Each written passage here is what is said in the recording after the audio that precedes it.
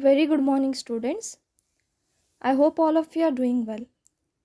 So, from the past two classes of your HRM, we were discussing the functions of human resource management. So, as we know, there are two functions, one is the managerial functions and operative functions. So, we were discussing the operative functions. In the operative functions, we have taken care of procurement function, development function, and compensation function. So in today's class, let's wind up the operative functions. As I told you earlier also, this particular topic, that is the functions of human resource management, is really a very important topic from the point of view of your examination. You can expect it for 15 marks, as well as you can expect these functions, that is the managerial function separately for 5 marks or the operative function separately for 5 marks. So kindly don't ignore this particular concept. Okay. And before moving further, in that particular chart whatever I have given you in the previous class, the maintenance function is not been mentioned. So guys, please add maintenance function also in that particular chart. So let's move on to the class, that is the maintenance function. So now it is the duty of HR manager to take care of the employees, because the employees are working in the organization with the help of whom organization goals are achieved. So it is the duty of the HR manager to preserve and to protect the health of employees. Thus, in order to maintain the health, okay, in order to protect the health of employees, the HR manager has to take some measures. Okay, so this particular function, it aims at protecting and preserving the physical and psychological health of employees through various welfare measures. So here the HR manager is undertaking various measures to see to it that the employees are happy. Okay, both physically they are fit and even mentally they are stable and happy. So it includes health and safety. Okay, so what is this health and safety? Managers at all levels are expected to know and enforce safety and health standards throughout the organization. Okay, so there will be certain health standards that will be set up. Those are to be followed by the HR managers.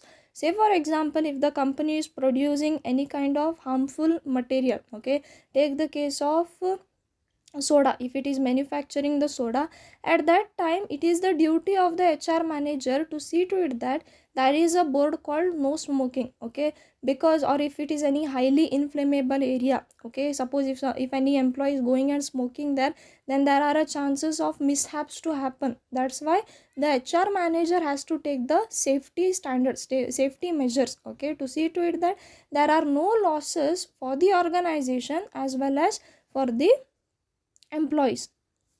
Then here they must ensure a work environment that protects employees from physical hazards, unhealthy conditions, and unsafe environments of other personnel. Okay, unsafe acts of the other personnel also. Then next comes your employee welfare. So employee welfare is nothing but doing the welfare, doing the good of the employees. So it includes medical and housing facilities, then recreation, transportation, education facility to employees children. Then maintenance function also includes your social security measures or your social measures. So it is the duty of the manager to provide social security measures. Say for example, if the employee falls sick, then it is the duty of the HR manager to provide him sick leaves. Okay, or maybe without cutting the pay of that particular employee, so he has to take care of the particular employee. Okay, then it also includes compensation. Okay, compensation means, suppose if any accidents happen, also if the employee dies, then giving the compensation to his family or the dependents. Okay, then retirement benefits like gratuity, pension, provident fund, etc. Okay, it also includes your insurance also. So let's move on to the next function, that is the integration function. So what is the meaning of integrate? Okay, so integrate is nothing but to bring the things together, to bring together everything. So guys, in the organization, okay, so when I am speaking about organization and employees, organization is something different and people working, that is the employees, are something different. Okay, so the thing is organization wants to achieve its goals and people working in that particular organization want to achieve their personal goals. So here the duty of the HR manager is to frame such goals or create a work environment such that both their goals are accomplished. Okay, that is employees goals also must be accomplished, organizational goals also must be accomplished. That is he has to see to it that whatever work the employees are doing, so the organization is benefited from that, and whatever work organization is doing, it should be for the welfare of its employees. So here you have to integrate, you have to bring together the motives of both the employees and organization so that both of them do not face any kind of loss.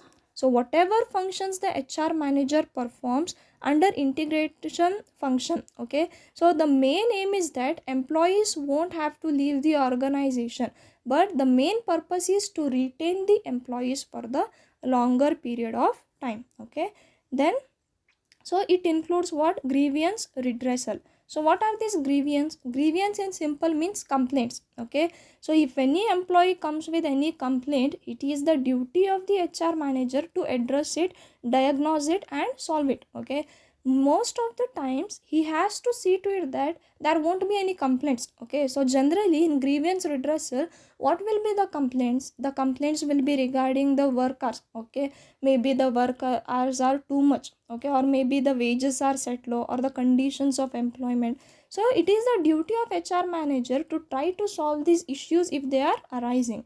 Then comes your discipline.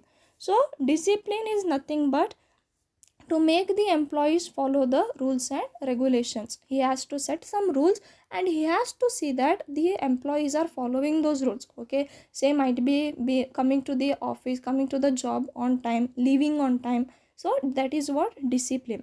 Then comes your teams and teamwork. So it is the duty of HR manager to create a feeling of team spirit among the employees. Okay, because in isolation better results cannot be expected. Okay, if you want the best results, it is better to work in teams. So he should see that people feel that they are working in teams. Okay, because whenever you are working in team, you will have a feeling of friendliness, you will have a feeling of belongingness, and this will automatically motivate you to give your best. Okay, to give the best that is hidden in you. Okay, then comes your employee participation. So employee participation, it means sharing the decision making power with the lower ranks of the organization. So in the levels of management, as we know, the important decisions related to a company is taken by your top level. Okay, so employee participation is nothing but the top level people. Okay, they ask the employees to join them. Okay, they will tell them, please give your suggestions relating to some matter. Okay, so what happens by doing this is the employee feels that they are a part of organization. Okay, so that is employee participation. Then trade union and employee association. So it is the duty of HR manager to maintain good relation with trade union and employee association. So what is this trade union? Trade union is nothing but it is a group of people. Okay, it might be the group of employees themselves. They come together. Then what is the main purpose of this is, suppose if there is any harassment going on the employees, if they are paid low, if they are not paid with fair wages for their work. Okay, at that time these trade unions come together and stand against the management. Okay, so it is the duty of HR manager to maintain cordial relations with these trade unions also. Then industrial relations. Okay, so industrial relation is nothing but harmonious relation between labor and management. Okay, so it is essential to achieve industrial growth and higher productivity. So here they must understand each other, that is there should be cooperation between the management and the laborers. That is what mental revolution. I think you have studied about mental revolution. So there must be a good relationship between the management and workers. They must understand each other, they must understand the problems of each other. At that time it will help the organization to move further. Okay, so these are your operative functions. I hope these things are clear. If you are not understanding, then you are free to ping me. Okay, so that's it for the day.